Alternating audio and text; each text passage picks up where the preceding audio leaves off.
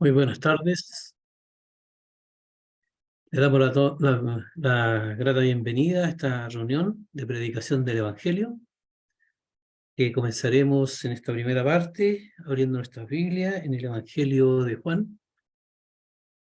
Evangelio de Juan, capítulo 18.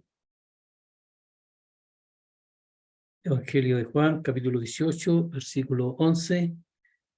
Dice así: Jesús entonces dijo a Pedro: mete tu espada en la vaina. La copa que el Padre me ha dado, ¿no la he de beber? Entonces la compañía de soldados, el tribuno y los alguaciles de los judíos prendieron a Jesús y le ataron, y le llevaron primeramente a Anás, porque era suegro de Caifás, que era sumo sacerdote aquel año. Era Caifás el que había dado el consejo al judío de que convenía que un solo hombre muriera por el pueblo. Después nos vamos al versículo 24. Anás entonces le envió atado a Caifás, el sumo sacerdote. En el 28, llevaron a Jesús de casa de Caifás al pretorio. Después, el capítulo 19, versículo 12 en adelante, dice: desde entonces procuraba Pilato soltarle, pero los judíos daban voces diciendo: si a este sueltas, no eres amigo de César. Todo el que se hace rey, a César se opone. Entonces Pilato, oyendo esto, llevó fuera a Jesús y se sentó en el tribunal, en el lugar llamado el Losado, y en hebreo Gábata. Era la preparación de la Pascua, y como la hora sexta, entonces dijo a los judíos: he aquí vuestro rey. Pero ellos gritaron: fuera, fuera, crucifícale. Pilato les dijo: ¿a vuestro rey he de crucificar? Respondieron los principales sacerdotes: no tenemos más rey que César. Así que entonces lo entregó a ellos para que fuese crucificado. Tomaron pues a Jesús y le llevaron. Bien, el relato bíblico nos lleva a Jerusalén. Comienza en la noche, en el huerto de Getsemaní, donde el Señor Jesucristo es apresado. Allí es apresado por un gentío, una turba compuesta por auxiles, compuesta por las autoridades religiosas, por soldados, y el Señor Jesucristo le van a buscar ellos, guiados por Judas, que traiciona, uno de los que andaba junto con el Señor Jesucristo. Lleva a esta turba a apresar al Señor Jesús en la noche donde estaba el Señor Jesús con los suyos, y el Señor Jesucristo lo sorprende porque es Él el que sale al encuentro de ellos, y el Señor Jesucristo se entrega, y de aquí en adelante vamos a tener que se va a desarrollar todo el plan de Dios, el plan de salvación. Hay un plan de salvación donde el Señor Jesucristo, Él se entrega para poder salvarnos, para poder llegar a la obra de salvación, para poder cumplirla, que va a ser en la cruz. Él se va a entregar para ser apresado, para después de sufrir mucho, soportar todo. El Señor Jesucristo va a morir y va a entregar su vida. Pero esa vida, el Señor Jesucristo la está entregando, la va a dar en lugar el lugar suyo, el lugar mío, el lugar de todos los pecadores, el lugar de toda la raza humana pecadora, separada de Dios, que está en condenación por transgredir las leyes santas de Dios, de un Dios santo. Por lo tanto, estábamos todos destituidos de la gloria de Dios y todos en condenación, pero nuestro buen Dios, Él diseña, prepara este plan de salvación. Y el Padre envía al Hijo, al Señor Jesucristo. El Señor Jesucristo es enviado por su Padre para cumplir esta obra.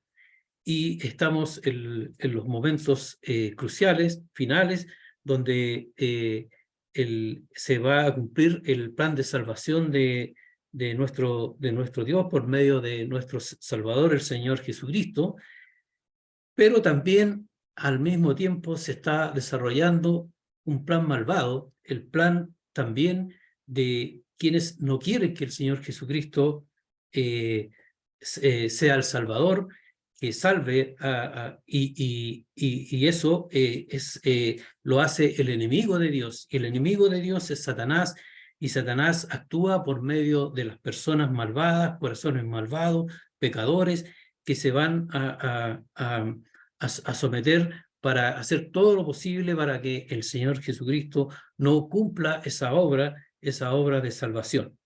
Por lo tanto, el Señor Jesucristo aquí, entonces, voluntariamente, Él se entrega, se entrega a estos que le van a apresar de muy mala manera, en forma violenta, todo, le ataron, y dice que le llevaron primeramente a Anás, y le llevan primeramente a Anás, que había sido sumo sacerdote, suegro de Caifás, el sumo sacerdote en ejercicio, y todo esto sucede en la noche, y lo llevan primero a Anás porque este plan que tenía las autoridades religiosas, el sumo sacerdote y todos los religiosos, de apresar al Señor Jesucristo, de matarle, es precipitado todo este plan, porque Judas aparece en escena allí, entregándolo. Entonces, tienen que ellos reunir a todo el concilio, tienen que buscar testigos falsos, y todo es en la noche. Entonces, primeramente, por eso lo llevan a donde Anás, y el propósito de Anás, de aquí en adelante, el propósito que va a tener los judíos, las autoridades religiosas, dirigidas por el sumo sacerdote, primero Anás, el Caifás, es buscar una acusación, acusar al Señor Jesucristo, hacerle un juicio, acusarlo, y buscar una acusación que de tal manera que con esa acusación ellos puedan tempranamente en la mañana entregárselo a quien gobierna la nación, que son los romanos, por medio de Pilato. Y entonces, pero para ello tenían que tener una acusación. Entonces empieza una seguidilla de interrogaciones y de traslado del Señor Jesucristo de un lado a otro, buscando tener esto antes que llegue la mañana, tener estos argumentos. Entonces, dice en el versículo 19, y el sumo sacerdote, Anás, preguntó a Jesús acerca de su discípulo y de su doctrina. Entonces ahí empieza Anás buscando sacarle del Señor Jesús algún argumento, algo para poder acusarle. Y lo que empieza, primero pregunta es acerca de su discípulo y su doctrina. Entonces, lo cual es absurdo, porque el Señor Jesucristo le responde que Él ha enseñado públicamente en la sinagoga, en el templo, todos le han visto. Y el Señor Jesucristo enseñó claramente.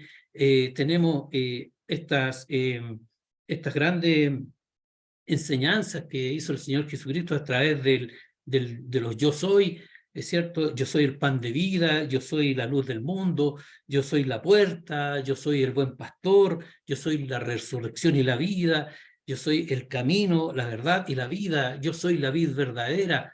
Por lo tanto, el Señor Jesucristo, Él presentándose como el yo soy, todos los judíos debían entender que estaban enfrente del gran yo soy, el nombre del único Dios vivo y verdadero, que es Yahvé. Entonces, eso lo enseñaba él públicamente. Y también públicamente el Señor hizo muchas, con este evangelio se habla de milagros, de señales. El Señor convirtió el agua en vino, el Señor sanó al hijo de un noble, sanó a un paralítico, multiplicó los panes, los peces, caminó sobre el mar, dio vista a los ciegos, resucitó a Lázaro. Entonces, todas estas señales, todos estos milagros revelaban la presencia de Dios ahí mismo con ellos. Y todos estos señales, estos milagros, llevaban toda una enseñanza. Entonces, suena absurdo lo que le trata de buscar el sumo sacerdote a Anás. Entonces, así que el Señor le responde eso y ya empiezan aquí a ensañarse con maldad, con violencia con el Señor Jesucristo. Uno de los alguaciles lo golpea al Señor Jesucristo, ahí empiezan los golpes y va a ser todo esto el comienzo de una seguidilla de maltrato al Señor Jesucristo, de burlas, de golpes, de tortura. Entonces, allí no consiguiendo nada Anás y ya dando tiempo a que se haya reunido el concilio, el Sanedrín, entonces le llevan a Caifás, le llevan adelante Caifás. Y Caifás ya se han tomado el tiempo y les ha ido mal en buscar testigos falsos. Entonces, cuando encuentran, escogen a alguno, hasta ellos tampoco estaban de acuerdo. Entonces, estaban fallando todos los motivos de acusación contra el Señor Jesucristo. Y, y también allí ya indignado el sumo sacerdote, tratando de buscar una acusación para presentársela a Pilato, ahí le hace jurar, confronta al Señor Jesucristo para que diga si realmente es el Mesías, el Hijo de Dios. Entonces el Señor Jesucristo, por supuesto, Él es el Mesías, el Hijo de Dios, Él está ahí enfrente, todo es el Cristo, el Mesías, el ungido de Dios, el siervo de Dios que vino a buscar, a rescatar, a salvar los pecadores. Entonces eso despertó la indignación, la furia de los religiosos, porque el Señor Jesucristo dijo que Él era el Hijo de Dios. Y ser el Hijo de Dios es ser igual a Dios en clase, en esencia, es decir, yo y el Padre somos uno solo. Entonces, de eso no quisieron reconocerlo en su soberbia, en su orgullo, en su envidia.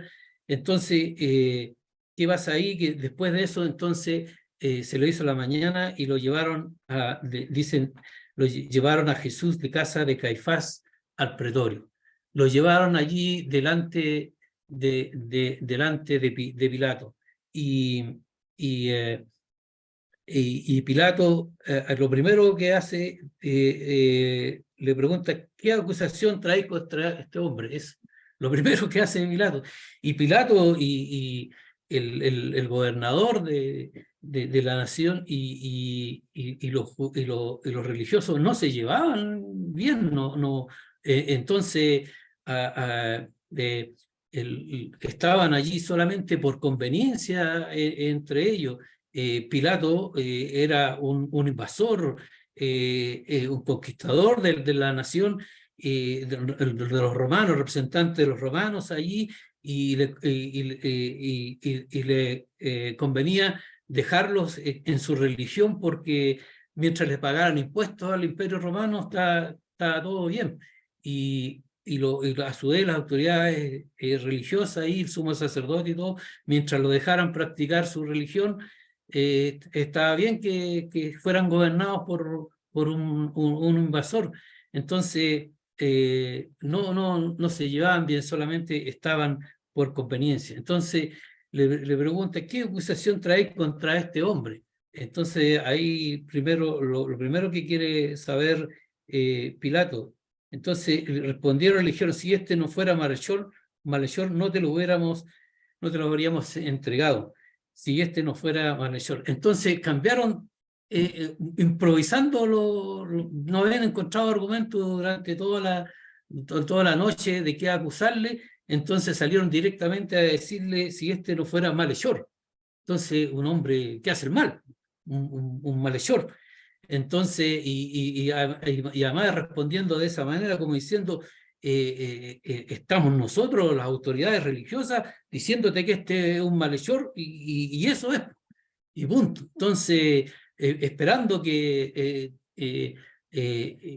Pilato se diera inmediatamente a sus deseos malvados de matarle al Señor Jesucristo por diciendo solo por su boca nomás que era un malhechor, cuando el Señor Jesucristo todo lo contrario, o sea, lo que es la ceguera, lo que es la maldad, el odio, lo que estaba ya en su corazón, porque el Señor Jesucristo lo único que hizo fue el bien de todos, y vino a buscar el bien.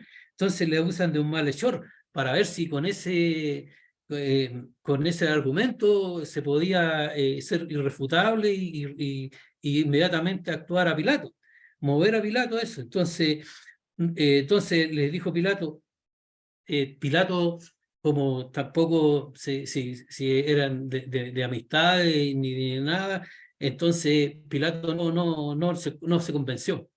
No les convenció, sino que se lo devuelve y dice, tomadle vosotros y juzgadle según vuestra ley. Y ellos le dicen, los judíos le dijeron, a nosotros no está permitido dar muerte a nadie para que se cumpliese la palabra que Jesús había dicho, dando a entender de qué muerte iba a morir. Entonces, lo acusan de malhechor para saber si Pilato ahí cedía ante eso, pero después ponen otro argumento más, y dicen que él se hace rey, que es un sedicioso. Entonces, eh, eh, entonces primero cambiaron las cosas solamente por lo que Jesucristo, buscando argumentos de lo que Jesucristo enseñaba, pero no encontrando nada, después por cosas que hacía, que era malhechor, o que era un rey, un sedicioso, un revolucionario. Entonces, Pilato entró al pretorio, entró y allí a sola, frente a frente con el Señor Jesucristo, y allí él quiere saber más y él pregunta, ¿eres tú rey de los judíos? ¿Eres tú rey de los judíos? Entonces Jesús le respondió, ¿dices tú esto por mí mismo? ¿Te lo han dicho otros de mí? Pilato respondió, ¿soy yo acaso judío? Tu nación y los principales sacerdotes te han entregado a mí. ¿Qué has hecho? ¿Qué has hecho? Entonces, preguntándole por cosas que hubiera hecho. Entonces respondió Jesús y le dice, mi reino no es de este mundo. Si mi reino fuera de este mundo, mis servidores pelearían para que yo no fuera entregado a los judíos. Pero mi reino no es de aquí.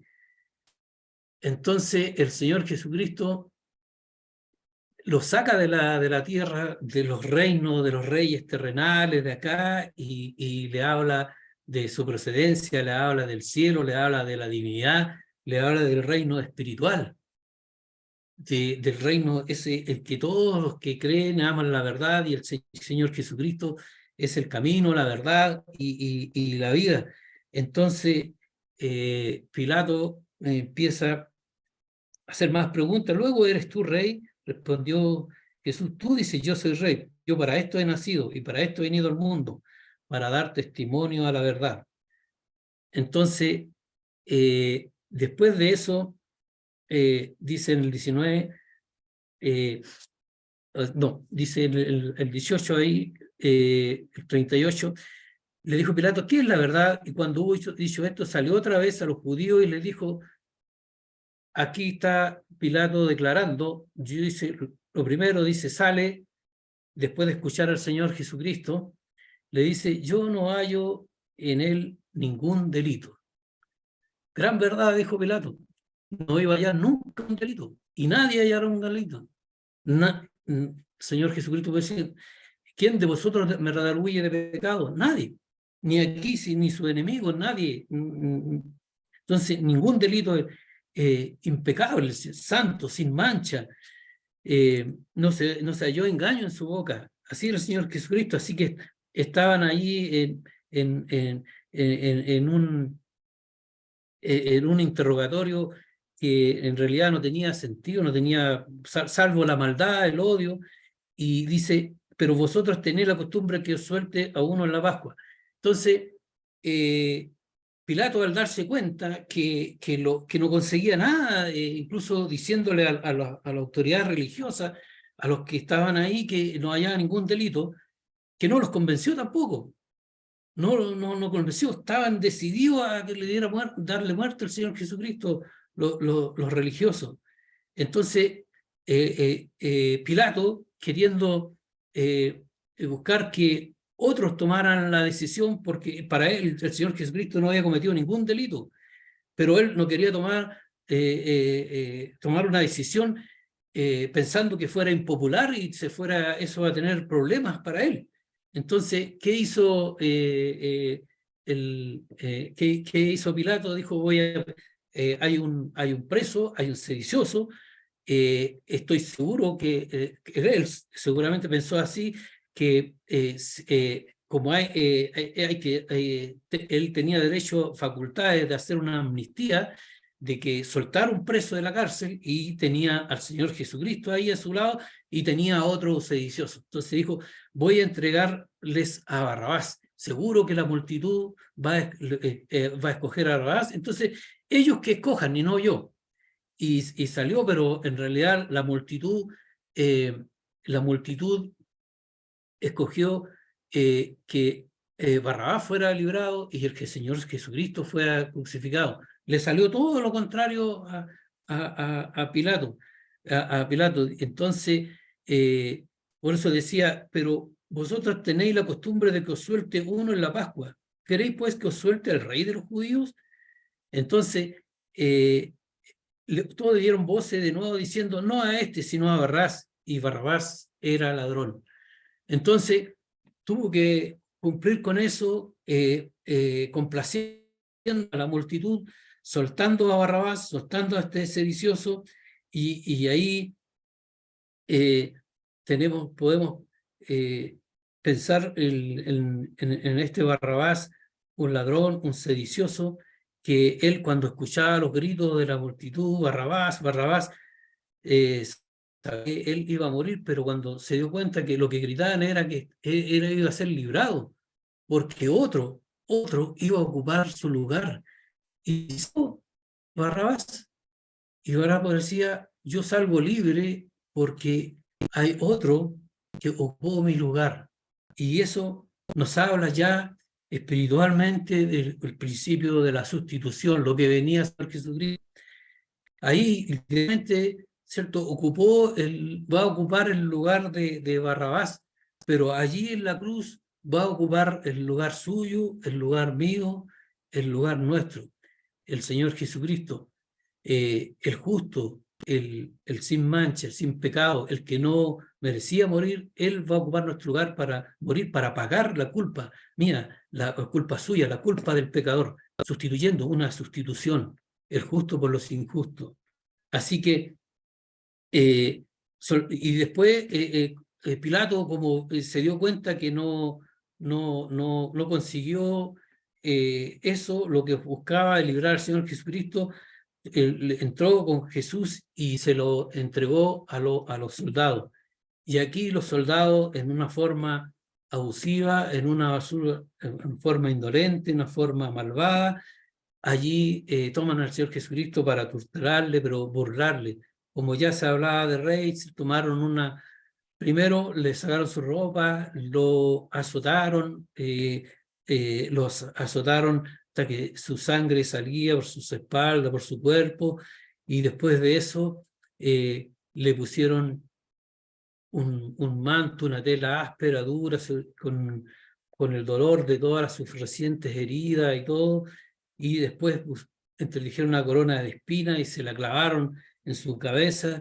Así que y burlándose. Entonces, una tortura salvaje y después de eso el Pilato salió otra vez y le dijo, se los mostró, llevó al Señor Jesucristo a todos los demás, pensando que con eso, con que vieran ahí el aspecto débil, sufriente, doliente, sangrado del Señor Jesucristo, todo, pensando que con eso iban a soltarle que era suficiente.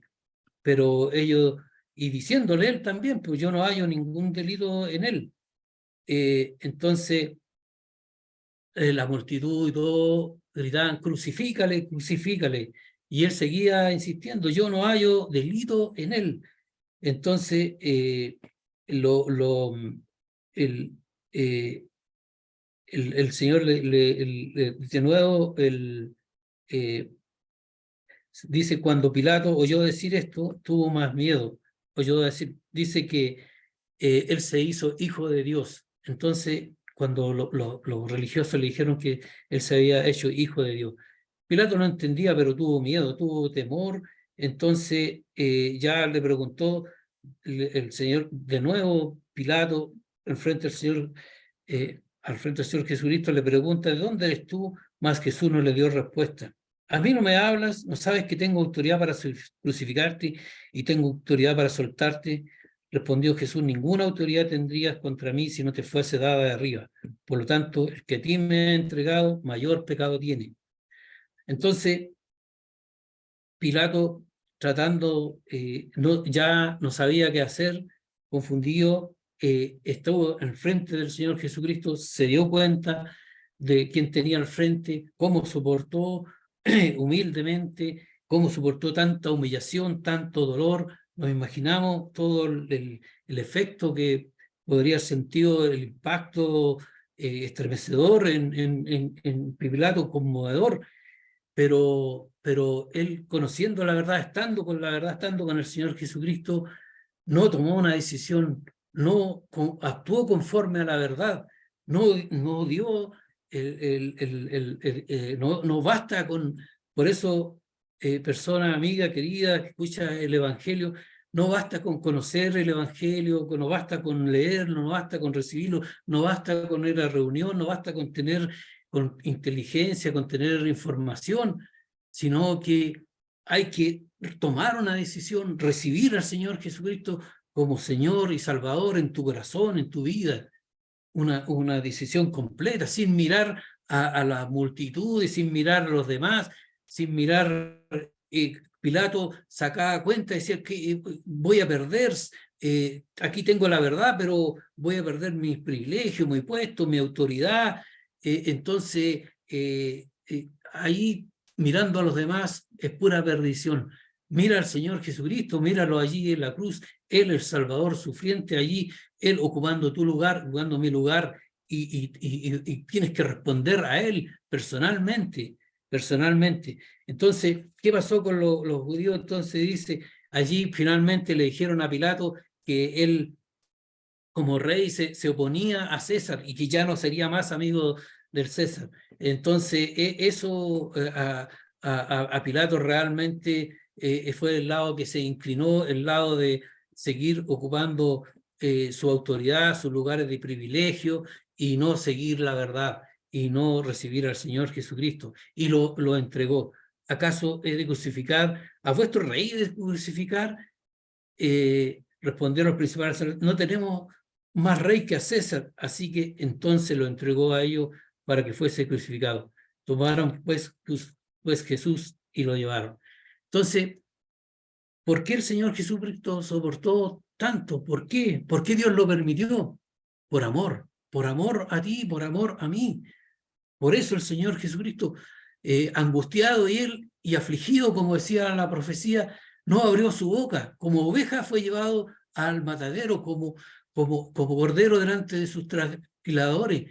Enmudeció, no abrió su boca. El Señor Jesucristo se humilló hacia sí mismo. ¿Es cierto?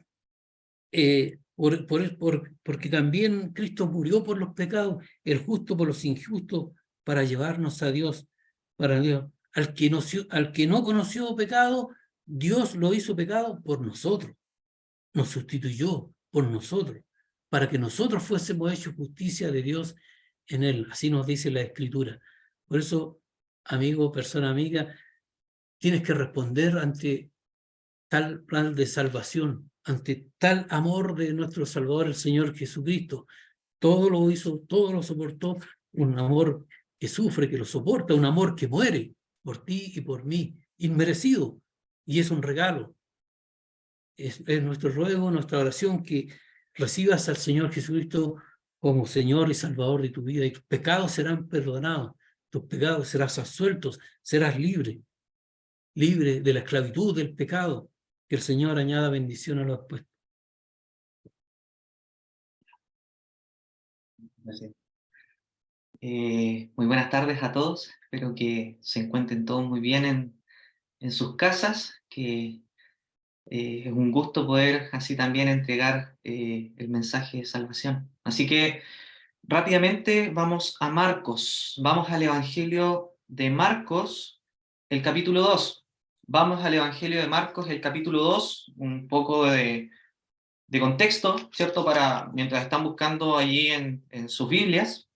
El Evangelio de Marcos nos muestra al Señor Jesucristo como Jesús el siervo, bien, a uno que está actuando activamente de lugar en lugar, satisfaciendo las necesidades tanto físicas como espirituales de todas las personas que se acercan a Él, bien. Entonces, acá el Evangelio de Marcos nos está mostrando, ¿cierto?, las obras que nuestro Salvador hizo allí, ¿cierto?, en Israel y en sus alrededores. De hecho, va a ser el caso de la historia que vamos a leer, que está en Marcos, el capítulo 2, y vamos a leer desde el versículo 1.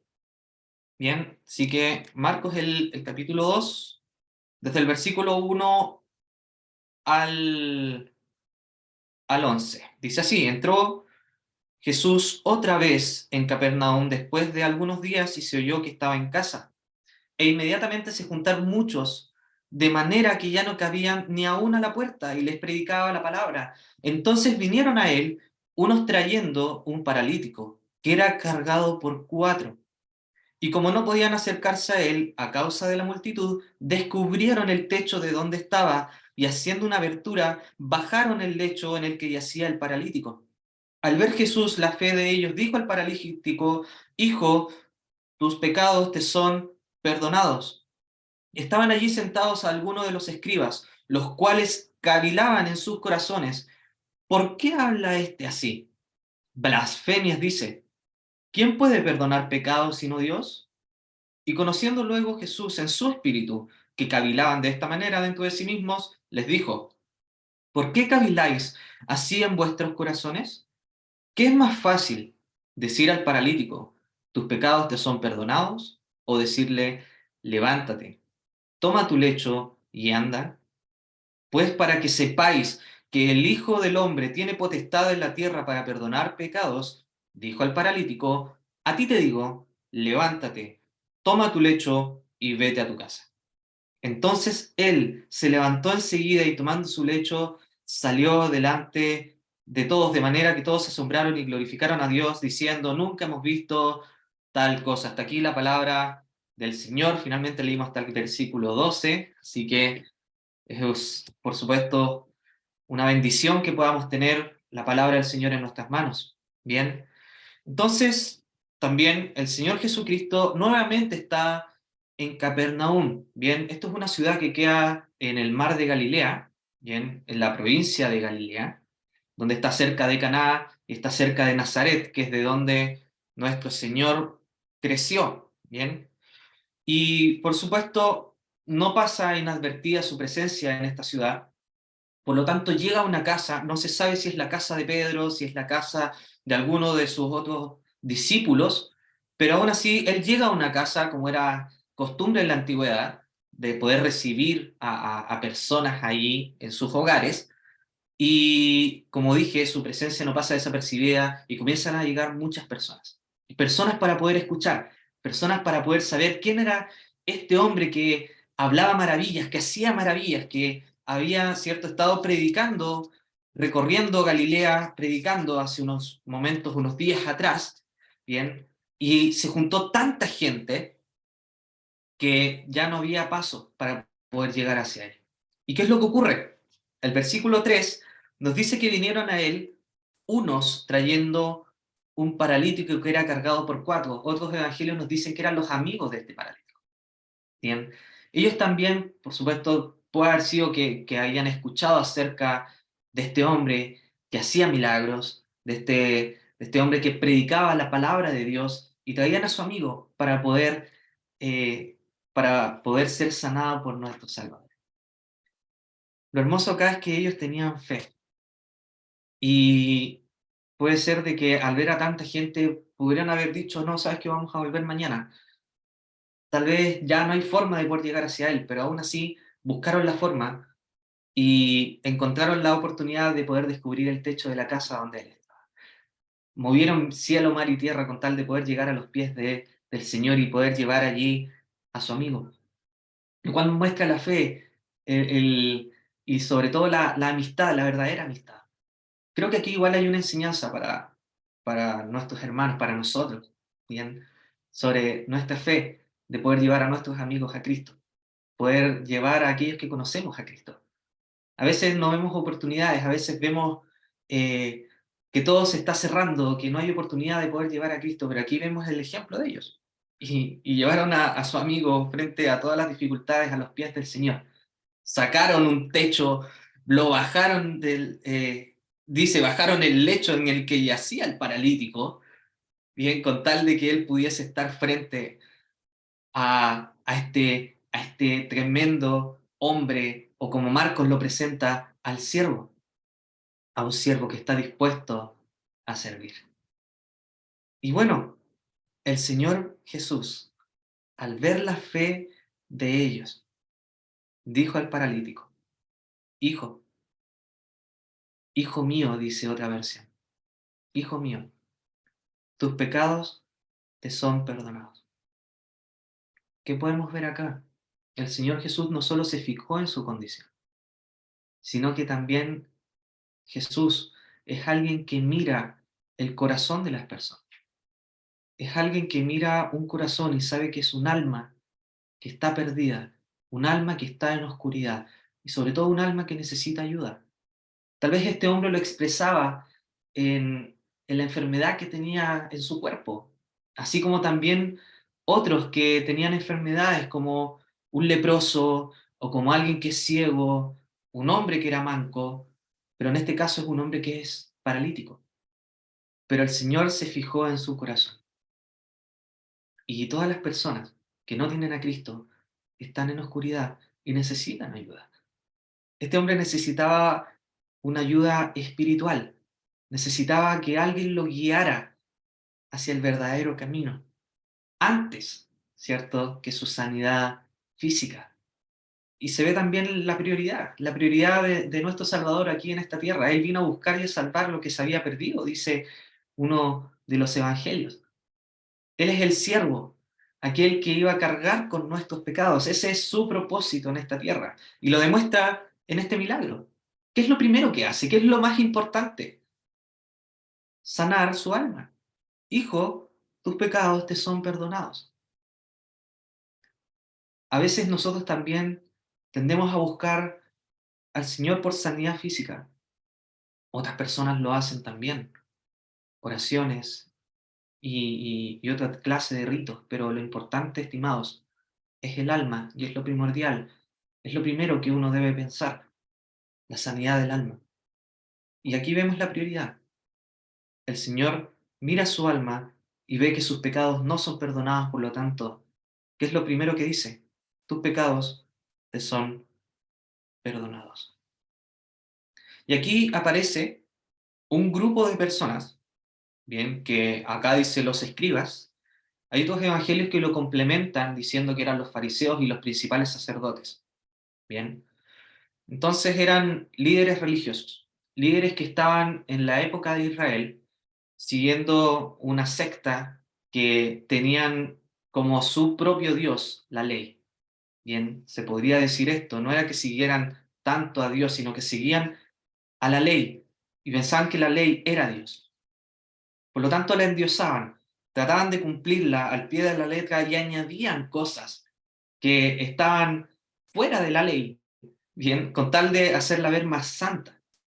Ese era el propósito de estos hombres y cargaban al pueblo con leyes y con ritos. Y era la intención de ellos de poder mostrarse cumpliendo, ¿cierto?, estas leyes y así poderse ver mucho más santos.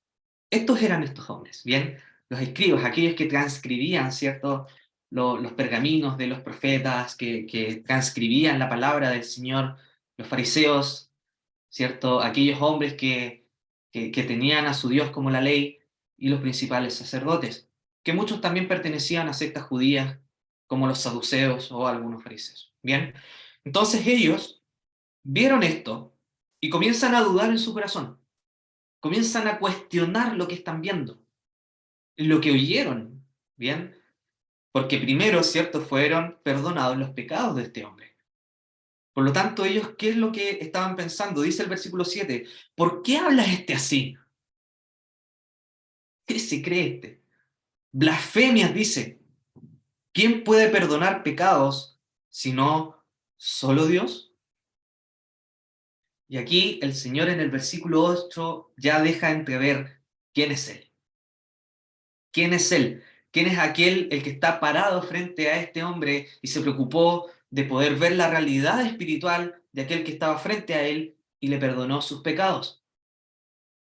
Tenemos acá una cualidad de nuestro Dios, de poder conocer los pensamientos de sus criaturas, de saber todo. Y por supuesto, se nos ve en el versículo 8, y conociendo luego Jesús en su espíritu, que cavilaban de esta manera dentro de sí mismos. Y les dijo, ¿por qué caviláis así en vuestros corazones? ¿Por qué piensan esto en sus corazones? Ni siquiera se enfocó en su mente, se enfocó en lo que ellos pensaban en sus corazones, que es mucho más profundo. Estaban dudando, estaban cuestionando lo que estaban presenciando en ese entonces. Y el Señor acá les dice que es más fácil decir al paralítico, tus pecados te son perdonados, o decirle, levántate, toma tu lecho y anda. Pues para que sepáis que el Hijo del Hombre tiene potestad en la tierra para perdonar pecados. ¿Por qué hace esto? ¿Por qué le dice después, a ti te digo, levántate, toma tu lecho y vete a tu casa? El perdonar pecados no se puede ver, ¿cierto?, a simple vista. Era algo espiritual. Pero para poder demostrar, para poder mostrarles a estos hombres que estaban dudando, que estaban cavilando en sus corazones, que Él tiene la potestad en la tierra para perdonar pecados, hizo otra cosa que sí se podía ver, y era la sanidad física de este hombre. Al punto que le dice, toma tu lecho y vete a tu casa. Párate. Era un paralítico, un hombre que lo más probable jamás había usado sus piernas, o si tal vez las pudo haber usado por un tiempo y mucho tiempo después no puede haberlas usado. Podemos sacar un montón de conjeturas. Pero aún así sabemos que, cierto, luego de una lesión hay una rehabilitación, hay un proceso mental que hay que ir recuperando, la confianza para poder ir parándote poco a poco, ¿cierto? Aquellos que han tenido lesiones lo saben perfectamente, que hay un proceso detrás, no solo físico, sino también mental. Pero este hombre, de forma extraordinaria y confiando en lo que le dijo su Salvador, se levantó enseguida y tomó su lecho y salió delante de todos, de manera que todos se superaron. No hubo un proceso. Este hombre simplemente confió en lo que el Señor le dijo, confió en sus palabras y se paró. Y así demostró nuestro Salvador el poder que tiene y el poder que proviene de Dios. Por lo tanto, acá, al Salvador que les presento no es un simple hombre, no es un simple siervo, sino que es el Hijo de Dios. Al hombre a la persona que les presento en esta tarde es aquel que tiene poder, es aquel que tiene autoridad, como dice acá, potestad o autoridad de la tierra para perdonar pecados. Y en esta tarde, estimados, está la oportunidad, porque el mismo hombre, la misma persona que estamos acá leyendo en el capítulo 2 de Marcos, es la misma persona que está atenta en esta noche para poder perdonar pecados. Es la misma persona que está con todo su poder victorioso, dispuesto a perdonar pecados. Y acá lo que hace con este hombre, al momento de decirle, hijo, tus pecados te son perdonados, es que él se va a hacer cargo de estos pecados. ¿Qué es el pecado? Es errar. El pecado es desobedecer los mandamientos. El mandato de Dios es también una condición que nos lleva a alejarnos de Dios. Por lo tanto, hagamos lo que hagamos. No hay forma que podamos llegar a Dios. No hay forma que podamos ser sanados. Y lo vemos también en este hombre. Este hombre podía haber hecho todas las terapias posibles, podía haber hecho todas las obras posibles con tal de poder pararse y aún así no hubiese podido, sino que tuvo que venir alguien externo para poder sanarlo. Asimismo con el pecado. Podemos hacer un montón de obras, un montón de cosas, un montón de mandamientos, aprendernos ciertos versículos, hacer muchas cosas con tal de poder mejorar nuestra condición, pero aún así nuestra condición no va a mejorar por nuestras obras. Porque nuestras obras, el profeta Isaías nos menciona que son como trapos de inmundicia. No sirven. No van a ser aceptados por un Dios que es santo y justo. Nuestras obras están manchadas con pecado. Por lo tanto, no son aceptables frente a Dios. ¿Y qué es lo que hace este hombre que perdona pecados? ¿Qué es lo que hace el Hijo de Dios al momento de perdonar pecados? Alguien debe pagarlos. Por lo tanto, el Señor se hace cargo de todos los pecados que perdona. Él se hace cargo. El pecado no puede quedar al aire. El pecado no puede quedar sin ser juzgado. Es algo muy grave como para que quede sin ser juzgado. Por lo tanto, Él se hace cargo. Viendo nuestra imposibilidad de poder mejorar nuestra situación, de poder pagar pecados, porque nosotros no podemos pagar ni siquiera nuestros propios pecados, Dios envía a su Hijo unigénito a este mundo. ¿Con qué propósito? Pagar los pecados del mundo. Dice Juan 3:16, porque de tal manera amó Dios al mundo que ha dado su Hijo unigénito. Dios amó al mundo de tal forma que dio lo más preciado que tenía, su Hijo. La persona que estamos leyendo en esta historia. ¿Con qué razón? Para que todo aquel que en Él cree no se pierda, mas tenga vida eterna. Hay un propósito en su venida y es pagar por nuestros pecados. Él se hace cargo. Estos pecados no quedan dando vueltas, sino que leyendo mucho más adelante. Y en los 4 evangelios se menciona esta parte que es importante y es el corazón del evangelio cuando nuestro Salvador va a la cruz en nuestro lugar. Cuando el Salvador va a la cruz, sus manos son clavadas, sus pies son clavados y queda completamente inmovilizado. Y en esas 3 horas de tinieblas, dice el profeta Isaías que la carga de nuestro pecado fue sobre él, el castigo de nuestra paz fue sobre él, y por su llaga fuimos nosotros curados. Por lo tanto, en esa cruz, nuestros pecados son cargados. Quiero que piensen un poco en esto. Cada error, cada vez que nosotros hemos blasfemado frente a Dios, que hemos pensado que somos autosuficientes, que hemos pensado de que sí, tal vez nuestras obras van a poder limpiar un poco nuestra condición.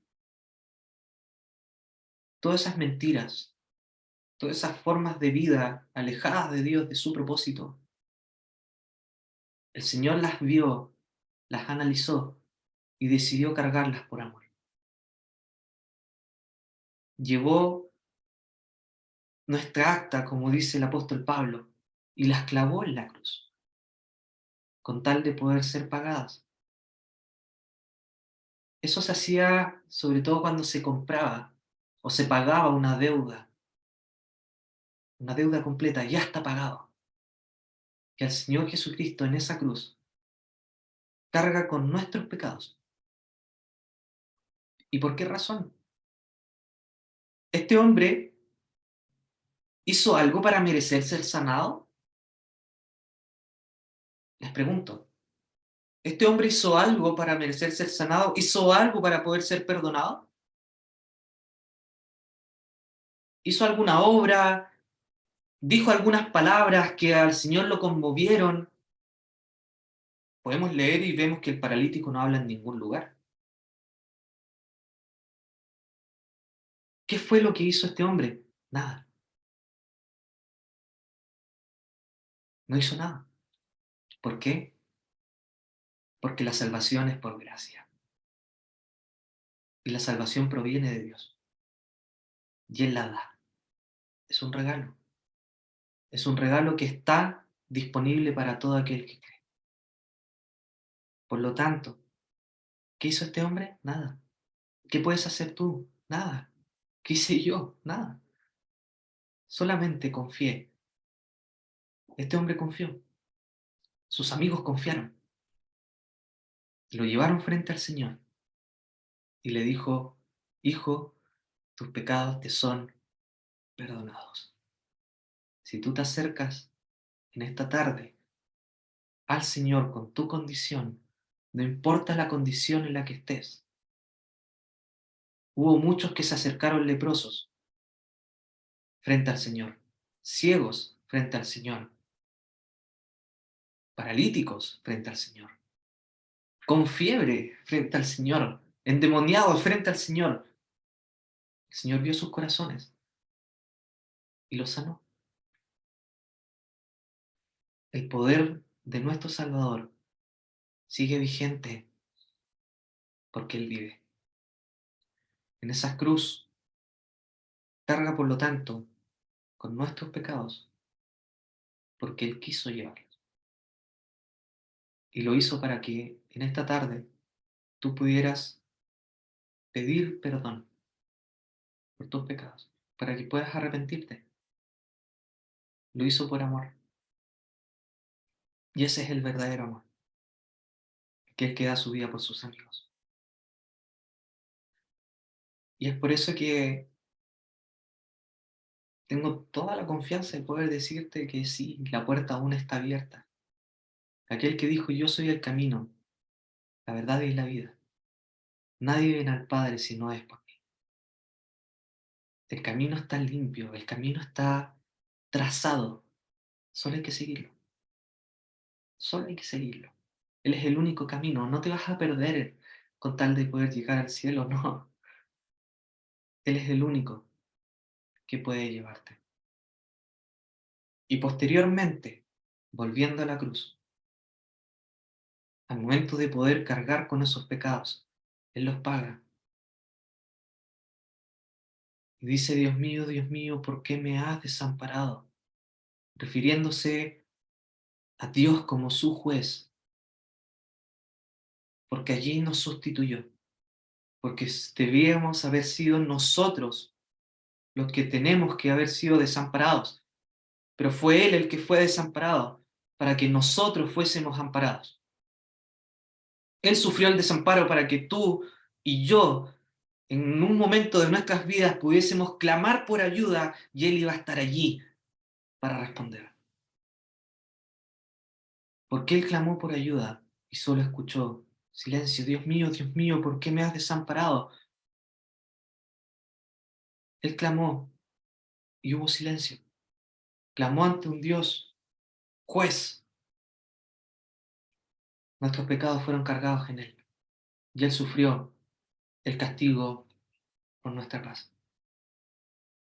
Sufrió el castigo para que tú, estimado, pudieses tener paz.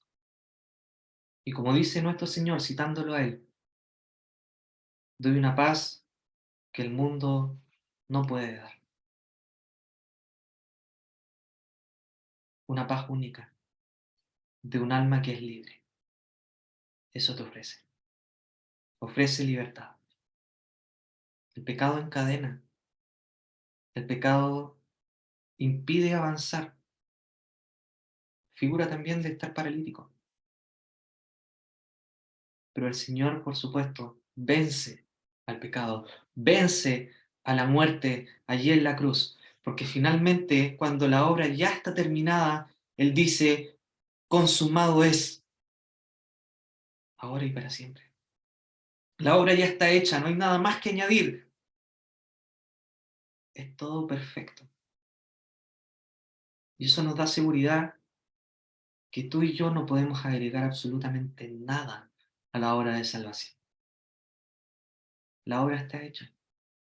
La salvación es perfecta, no tienes nada más que añadir. La salvación es por gracia. Por lo tanto, confía. Confía en el que tiene poder para perdonar pecados. No importa lo que hayas hecho, no importa tu condición.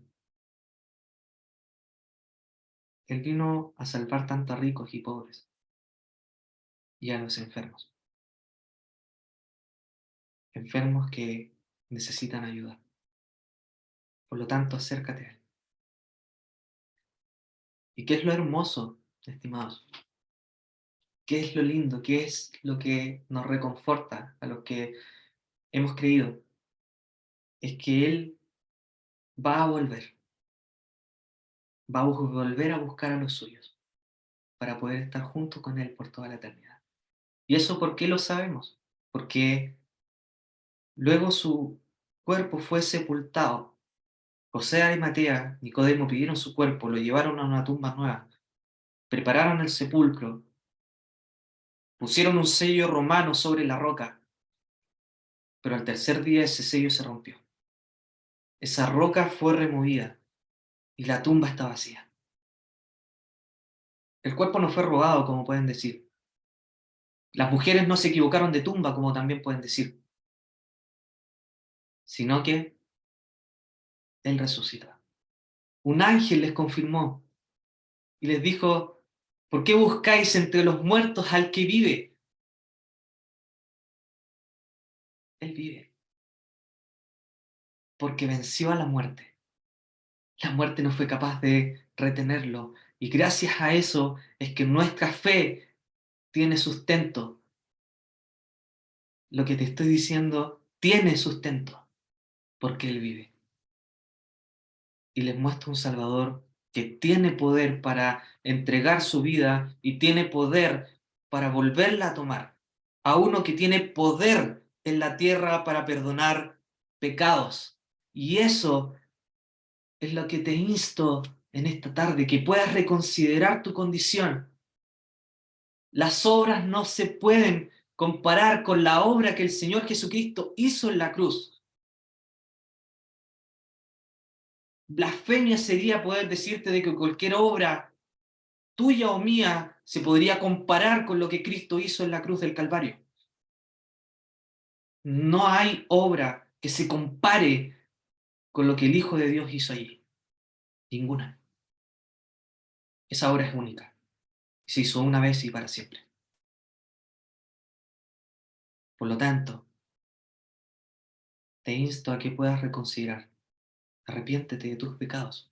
Busca a Dios. Entre tanto haya tiempo. Busquen a Dios mientras pueda ser hallado. Porque un día esa puerta se va a cerrar. Un día esa puerta se va a cerrar y muchos van a quedar afuera. Muchos van a quedar afuera. Muchos que escucharon van a quedar fuera. Y van a golpear la puerta y van a decir, pero si estuvimos allí escuchando, muchos dirán, hicimos milagros en tu nombre, y el Señor les va a decir, nunca os conocí, nunca os conocí. No queremos que eso le pase a usted. No queremos que eso les pase. Por lo tanto, aun que hay tiempo, crea en Cristo como su Salvador personal. Crea en Él, acérquese a Él, vaya a sus pies, confíe, porque Él tiene poder para poder perdonar pecados. Y te dirá, y te va a oír, y va a poder decirte, hijo, tus pecados te son perdonados. Hijo, hija, tus pecados te son perdonados. Yo ya hice todo en la cruz. Cree, acéptalo. Y por gracia vas a ser salvo. Que el Señor bendiga su palabra y vamos a orar para terminar. Nuestro Padre Celestial, nos acercamos a tu presencia. Damos gracias por nuestro Salvador, porque Él vino a buscar y a salvar lo que se había perdido. Damos gracias porque Él es el único que puede perdonar pecados, tiene la potestad para perdonar pecados, y en esta tarde rogamos que sea la oportunidad de aquel que no cree para poder decir, sí, Señor, yo creo. Que un alma pueda pasar de muerte a vida y que pueda haber gozo en los cielos y también gozo en cada uno de nosotros por un pecador que se arrepiente, que pueda ser recibido en tus brazos. Gracias, Padre Celestial, por la oportunidad que nos das de escuchar tu palabra y leer tu palabra. Dejamos todo en tus manos confiados que obrarás. En el nombre de nuestro Salvador, el Señor Jesucristo. Amén.